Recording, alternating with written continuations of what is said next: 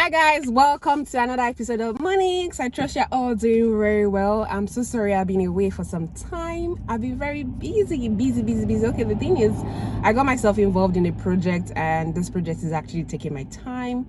While I'm not complaining, I really love this project and I'm excited about it, but it's taking a lot of my time. Anyways, so from the title, you already have an idea of what I want to talk about, but yeah, it's a video that I believe a lot of people will find useful. And who are these people who will find it useful? They are people who are waiting. If you are waiting on God for one thing or the other, this video is for you. And I am not approaching this video from a faith perspective because I've done that in the past. I think I did that in two of my videos, old videos, so I'm going to tag them here. So if you really want to understand this topic from a faith perspective, you can go and watch those two videos, but this one is just how you can handle your waiting period, what to do while you wait. So let's dive straight into the video. So I just want to talk about what you do or what you need to do while you wait, or what you should be doing while you're waiting, especially at this time, this period where everybody's celebrating, everybody's happy, everybody's joyous because it's Christmas time, you know, it's holiday season, and everybody's gathering together with their family and friends to enjoy, to celebrate and what have you. But you know, deep down there are some of us who are waiting on God for something very important. There are some of us waiting for a new job, waiting for promotion, waiting for a happy marriage, a husband, a wife, waiting for kids, waiting for healing, you know, waiting for deliverance, waiting for deliverance from, you know, problems like drug addiction, pornography addiction, prostitution, waiting for one thing or the other. Because, you know, there's so many things human beings wait for. We wait for so many different things. So it's not just about waiting for husband or wife or kids or a new job. You can be waiting for something no one even understands. So for you, getting that thing is very important to your life, very important to your growth, very important to your happiness in life, you know. But the thing is, because this is, you know, Christmas time, festive season, everybody's happy, everybody's excited, but deep down, you know, you're not happy, but you're just masking it, you know. But deep down, when you go back to your house or you're in the corner of your room, it's just you and your creator, you know, just you shedding tears, crying, thinking, wailing, doing one thing or the other, just because, you know, you are yet to have that thing, that tangible thing you're waiting for in your hands, in your hands, in your life, in your home, and what have you. So I just want to encourage those of us who are in this category, because there's always a time in a man's life when he would wait. Yeah, there's always a time for a man to wait for something. It's not possible for you not to wait for something. Even if you're a billionaire, you have all the, you know, money in the world, you have everything going well for you, you know, everybody sees you and they're like, everything is fine for this guy, everything is fine for this woman. But deep down, there might be one thing or the other that you're waiting on God for, or you're waiting on your creator for. So I'm just here to encourage those of us in this bracket or in this category at this time, especially at this time, you know, this Christmas time, this Christmas season, when, you know, a lot of people are rejoicing and celebrating, how we can actually how we can actually hold our heads high, you know, celebrate, you know, as well as celebrating, and also to enjoy the season. Even after the season, how we can continue to, you know, sustain our happiness and our joy, because joy is important, happiness is important while you wait, because good things don't come when you're sorrowful and sad. Good things typically come when you're joyful, when you're happy.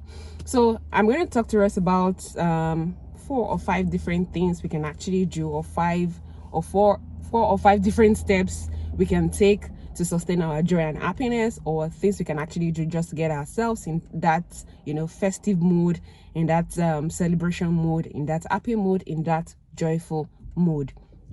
So what are these things that I want to talk to us about? So the first thing that I want to say is that while you wait, you know, for whatever it is you're waiting for, you know, whatever it may be, if it's something that is actually eating you up, something that is, you know, bothering you, something that is making you feel like your heart wants to explode, something that is making you feel like your heart wants to explode, you need to talk to somebody about it. You know, I watch a lot of TV programs and people talk about therapies. People talk about, oh, you need to talk to somebody, you need to see a therapist, you need to do this, you need to do that. Sometimes you might not even need a therapist. All you might need will be someone who you can actually talk to, someone who understands what you're going through, someone who understands your weight, someone, preferably someone who has actually been through that same type of weight or that same type of waiting season that you're currently in, so that you can express yourself, share with them. And when you do this, you'll see that you feel light. When you actually talk to someone who has gone through a similar situation, someone who has gone through what you are currently passing through, it will be very easy for you to express yourself to them, talk to them about your concerns, talk to them about what you're waiting for. And for me, I think this is actually therapeutic. It helps a lot, yeah. So my advice is just that while you talk to someone that you really trust about your situation, about your waiting season, make sure you talk to someone that is trustworthy, someone you trust, someone who would not, make fun of you at the end of the day, not someone who would, make your issue a gist, amongst their own friends or family members. Just someone you trust. But again, preferably talk to someone who has actually gone through your similar situation. That way they can understand what you're going through. You can bear your mind, you can speak your heart, speak out your mind, tell them what you're going through. And in turn, if they are very helpful people, they will be able to help you. They'll be able to guide you. They'll be able to, console you. Not really console. They will be able to speak to you about how they went through their own season, what helped, and how they were able to survive and how they emerged victorious. So that's an option. Speak to someone.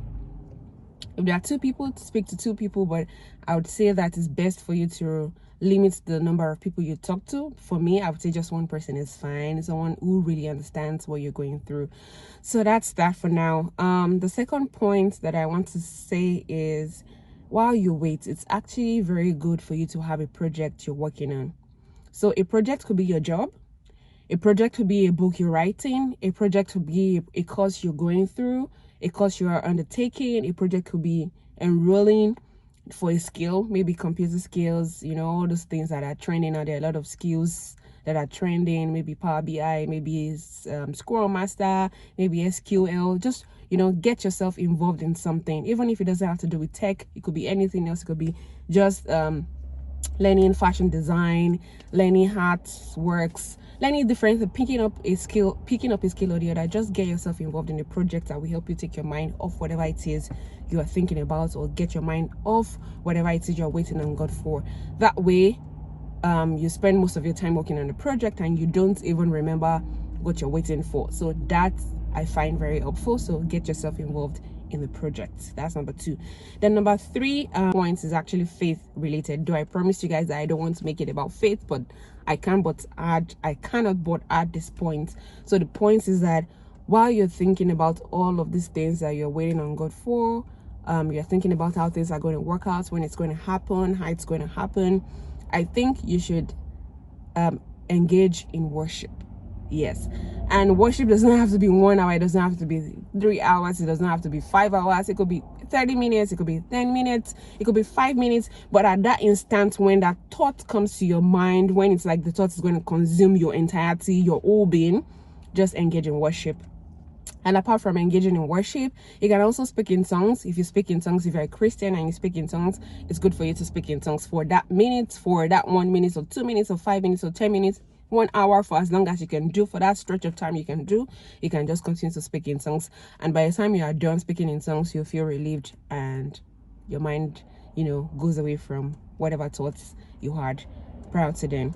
And another thing you can also do in relation to faith is engage in singing. There's some songs that I really like, and I'm going to put a link to those songs in the description box. So if you really like them, you might find them useful. So there are 3 major artists that I really like, and I really love their songs: Don Moen, Travis Green, and Dietrich Eden. Yeah, if that is rightly pronounced, Dietrich Eden, that's how I pronounce his name. So there's this song by Don Moen titled I Will Sing. That song is powerful. It is powerful, and trust me, when you listen to that song, you will cry. So you cannot but cry, you will cry. But it's a very good song. I love it. I will sing.